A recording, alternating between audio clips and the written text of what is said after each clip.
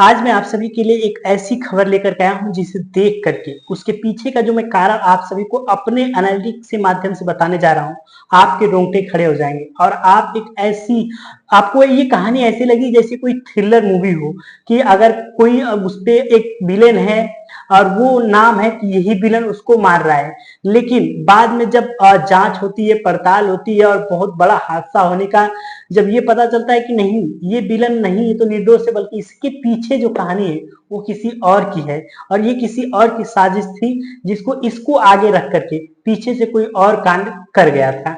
आज मैं उसी एक ऐसा देश है पूरे वर्ल्ड में जो कि सभी को आपस में लड़ाता है, उन सभी के पीछे कहीं ना कहीं खड़ा होता है और बाद में उसका क्रेडिट भी लेने के लिए सबसे पहले वो आकर के आगे खड़ा हो जाता है। हालांकि वो पूरे विश्व में सबसे ताकतवर माना जाता है, लेकिन आप सभी को पता है कि जब 1947 से पहले हमारा देश गुलाम था, आजादी से पहले, तो अंग्रेज आए थे और अंग्रेजों का एक रूल था, एक थॉट प्रोसेस था जिसके वजह से वो हमारे पास शासन कर पाए।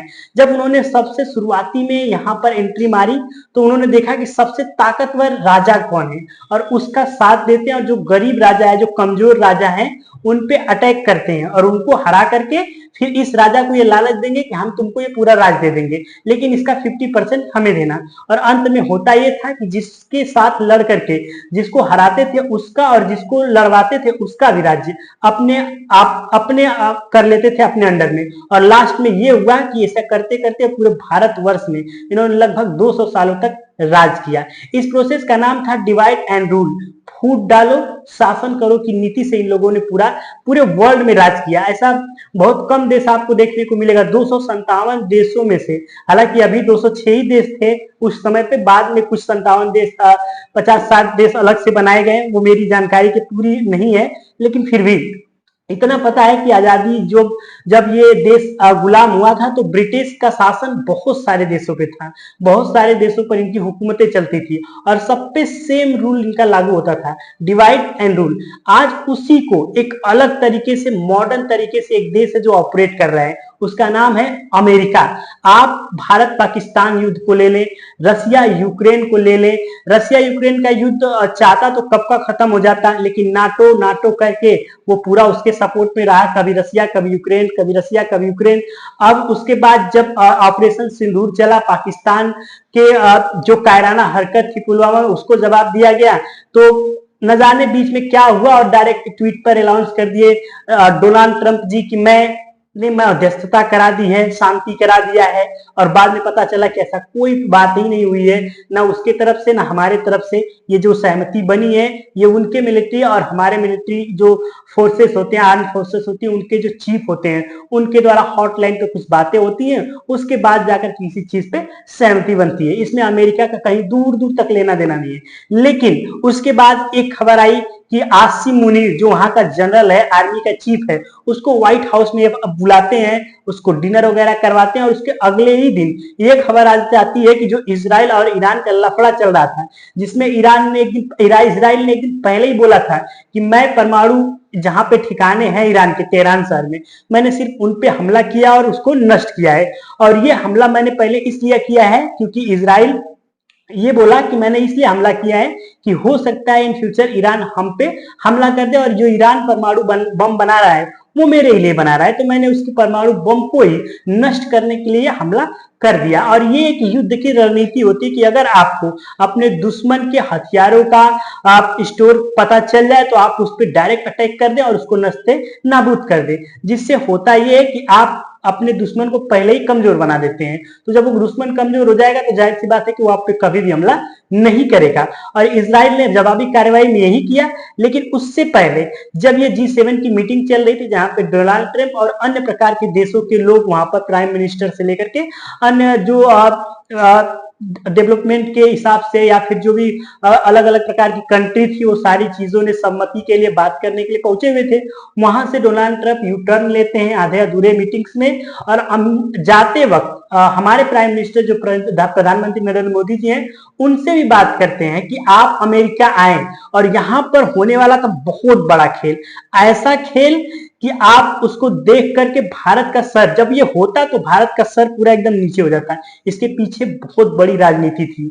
क्योंकि एक बात ध्यान रखिए, किसी भी देश के प्रधानमंत्री और दूसरे देश में बुलाया जाए और एक देश से किसी देश का आर्मी चीफ बुलाया जाए और उनके बीच बैठा करके कुछ बातें हो, तो कितना गलत संदेश देश में जाता है कि भाई इतनी औकात इतने बड़े देश की है कि एकमात्र आर्मी चीफ के सामने जाकर तुमको बात करना पड़ रहा है, वहां का कोई प्राइम मिनिस्टर, प्रधानमंत्री, राष्ट्रपति नहीं आ रहा है। तो एक ऐसा भी गलत संदेश देने का था और भारत को शर्मसार करने की भी डोनाल्ड ट्रंप की हरकत थी।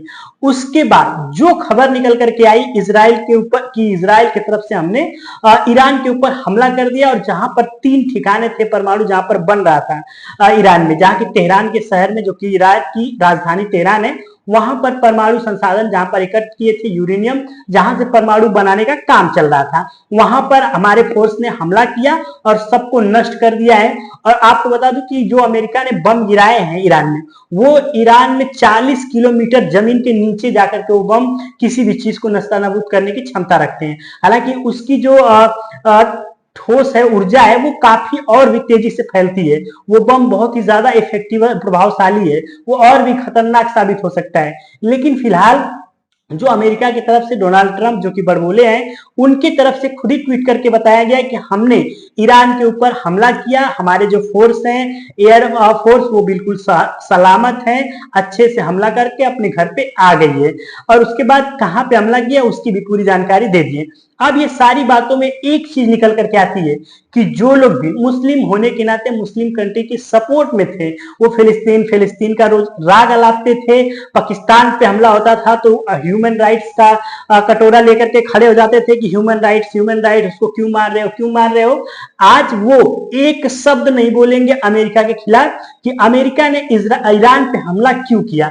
और यहां पर एक और चीज मैं बताता हूं कि अगर चीन ने भी ईरान पे, फिलिस्तीन पे, पाकिस्तान पे हमला कर दे तो कोई भी मुस्लिम कंट्री नहीं बोलने वाला है। हालांकि मुस्लिम कंट्री जो भी हो, जो जिनका मैटर है वो तो बोलेंगे, लेकिन जो भारत में रह रहे, पाकिस्तान को सपोर्ट करते हैं, इजराइल को सपोर्ट, ईरान को सपोर्ट कर देते हैं, फिलिस्तीन का राग अलापने लगते हैं, वो लोग आज अमेरिका के खिलाफ एक शब्द नहीं बोलेंगे। क्यों? कि उनको पता है कि जिनके जो पाकिस्तान के अब्बा हुजूर हैं, उन्हीं ने इस पे काम किया है, उन्हीं ने अटैक किया है, तो फिर बोले तो बोले कहां। ये वही बात हो गई, हम करे तो करे क्या, हम जाए तो जाए कहां, हम बोले तो बोले कहां।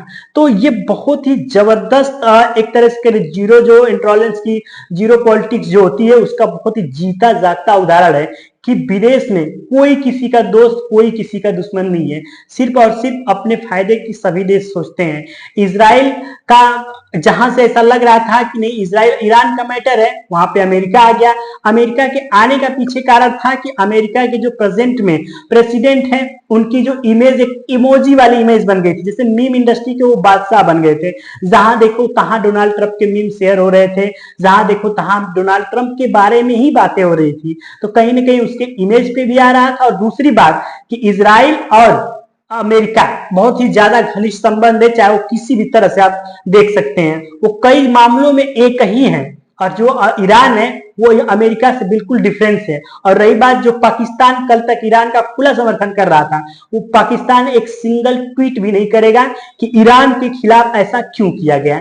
क्योंकि इससे पहले अगर आप देखेंगे तो अमेरिका, जो पाकिस्तान है, वो खुला समर्थन कर रहा था कि मैं परमाणु हथियार दे दूंगा अगर लड़ाई करोगे इजराइल से तुम तो, या फिर कोई भी ईरान पे अटैक करता है तो पाकिस्तान उसके साथ खड़ा है, सारे मुस्लिम कंट्री, अरब कंट्री जो भी है वो आए। ऐसा भी वो पूरा मुस्लिम कंट्री जितनी है सबके रहनुमा बनने की पाकिस्तान कोशिश कर रहा था। लेकिन यहाँ पर देखिए कितना सटीक स्ट्रेटेजी बनाई गई।